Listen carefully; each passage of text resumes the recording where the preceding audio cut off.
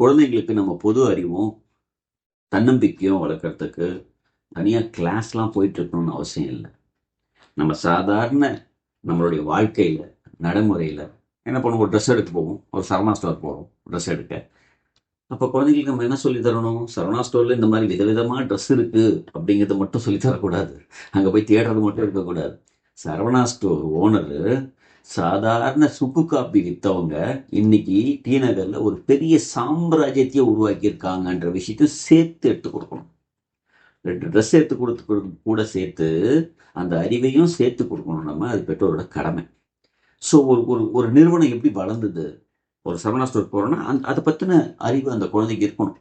அங்கே எவ்வளோ வெரைட்டியாக விற்குங்கிறது இல்லை, அது எப்படி உருவாச்சுங்கிற அறிவு கண்டிப்பாக அந்த குழந்தைக்கு நாம் அழகாக ட்ரெஸ் எடுத்து கொடுக்கும்போதே சொல்லலாம். இந்த கடை எவ்வளோ பெரிய கடை பார்த்தியாடா, எப்படி இருக்கு பார்த்தியாடா. இந்த ஓனர் ஸ்டார்டிங்கில் என்ன பண்ணாங்க தெரியுமா? வெறும் சைக்கிளில் சுக்கு காப்பி விற்றவங்கடா, இன்றைக்கி பாரு எவ்வளோ பெரிய நிறுவனத்தை கொண்டு வந்திருக்காங்க. அதனால் முயற்சி பண்ணி ரொம்ப ஹார்ட் ஒர்க் பண்ணி வந்திருக்காங்க. இதெல்லாம் நீ நல்லா தெரிஞ்சுக்கணும் அப்படின்னு நம்ம தெரிய வைக்கணும். இப்போ உடனே பசங்க துணி எடுத்து முடிச்ச உடனே சாப்பிட்டு போயிடலாமா, கேஎஃப்சி சிக்கன் போகலாமா, அங்கே என்னென்ன வெரைட்டி விற்கும் எல்லாம் தெரியும். விங்ஸ் தனியாக விற்கும், கால் தனியாக, கை தனியாக, விங் தனியாக. ஓகே, ஸோ அதுக்குள்ளே எனக்கு பெருசாக தெரியாது. ஸோ அந்த கேஎஃப்சி சிக்கனுக்குள்ளே போய் அது போய் சாப்பிட்ணுன்னு நினைக்கிறாங்க குழந்தைங்க. நீங்கள் அங்கே கூட்டு போய் வாங்கி தரது எப்பயாவது வாங்கி தரது ஓகே, பட் அப்படி இருக்கும்போது வெறும்னே அந்த சிக்கனை மட்டும் நம்ம வாங்கி கொடுத்து சந்தோஷப்படக்கூடாது.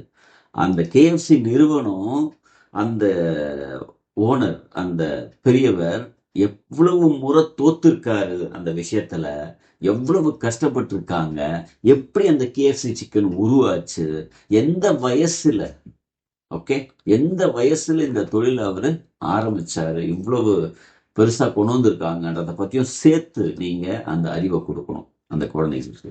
ஸோ இந்த மாதிரி ஒவ்வொரு இடத்துக்கு போகும்போதும் நமக்கு அந்த இடத்த பத்தின ஒரு சின்ன புரிதலும் அந்த எப்படி நடந்ததுங்கிற விஷயமும் கண்டிப்பா பெற்றோர்கள் தெரிஞ்சுக்கிட்டு குழந்தைங்களுக்கு அப்பப்போ அதை கொடுங்க.